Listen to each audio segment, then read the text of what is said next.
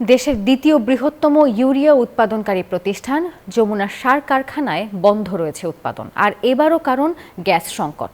নানা সমস্যায় বারবার সার কারখানাটি বন্ধ হওয়ায় বিপাকে পড়েছেন অন্তত ৪,০০০ মানুষ। গ্যাস ফেরার অপেক্ষায় কারখানা কর্তৃপক্ষ। প্রতিনিধিদের পাঠানো তথ্য ছবি নিয়ে ডেস্ক রিপোর্টে থাকছে বিস্তারিত। আবারও গ্যাস সংকটের কবলে দেশের দ্বিতীয় বৃহত্তম ইউরিয়া উৎপাদনকারী প্রতিষ্ঠান জামালপুরের যমুনা সার কারখানা। চলতি মাসের ১৭ তারিখ তিতাস কর্তৃপক্ষ গ্যাস সরবরাহ বন্ধ করে দিলে থমকে যায় উৎপাদন কার্যক্রম। ফলে বাজারে এর প্রভাব পড়ার শঙ্কা দেখা দিয়েছে। বিসিআইসির তালিকাভুক্ত ১,৯০০ ডিলারের মাধ্যমে ২১ জেলার ১৬২ উপজেলায় সার সরবরাহ করে আসছে যমুনা সার কারখানা। কিন্তু বেশ কয়েক বছর ধরে গ্যাসের চাপ স্বল্পতা এবং বিভিন্ন যান্ত্রিক ত্রুটির কারণে দৈনিক ১৭০০ মেট্রিক টন থেকে উৎপাদন নেমে আসে ১২০০ মেট্রিক টনে।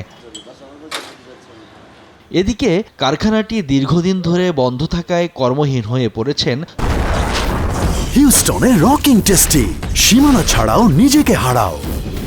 শ্রমিক, কর্মচারী, ব্যবসায়ী সহ অন্তত ৪,০০০ মানুষ। ড্রাইভার, হেল্পার, অনেক দোকানপাট আছে এখানে। এদের ফ্যামিলি, আমরা ভিতরে লুট আর লুটে মনে করেন যে ৫০০ শ্রমিক আছি, তাদের ফ্যামিলি চলা খুব কষ্ট হয়ে গেছে। ৫০০ টাকা কামাই করছি, ২-২৫০ টাকা কামাই করা কষ্ট হয়ে যায়। আমরা কি করব, এটা কোনো নিশ্চয়তা পাচ্ছি না। কারখানা সংশ্লিষ্টরা বলছেন, সার উৎপাদন বন্ধ থাকলে সরকারের ক্ষতি ২ কোটি টাকার উপরে। এছাড়াও ব্রয়লার সহ অন্যান্য যন্ত্রাংশ সচল রাখতে প্রতি মাসে গ্যাস বিল পরিশোধ করতে হয় ৬ কোটি টাকা। এই অবস্থা চলতে থাকলে অধিকাংশ যন্ত্রাংশ অকেজো হয়ে পড়বে বলে আশঙ্কা সংশ্লিষ্টদের। দেখা যায় ২-৪ বছর বা ১ বছর ৬ মাস বন্ধ থাকলে এই মালগুলা যেহেতু লোহা লক্কর, এগুলা জং ধরে যায়, বিভিন্ন রকম ক্ষয়ক্ষতি হয়। আমরা এটার উপরে ফ্যামিলি নিয়ে, আমার ফ্যামিলির ৬ জন লোক আছে, আমরা এটার উপরে নির্ভর। এই চাকরি যদি বাদ দেয় তাহলে আমাদের করণীয় কোনো কিছু নাই। তবে গ্যাস পেলে রমজানের পর আবারও উৎপাদনে ফেরার আশা কারখানা কর্তৃপক্ষের। প্রতি মাসে বন্ধ থাকলে আমাদের গ্যাসের বিল ৬ কোটি টাকার উপরে গ্যাসের বিল দিতে হবে।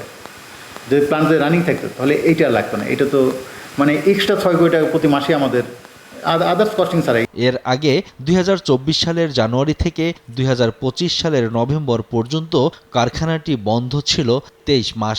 কারখানায় দৈনিক গ্যাসের প্রয়োজন হয় ৪২ থেকে ৪৩ PSI।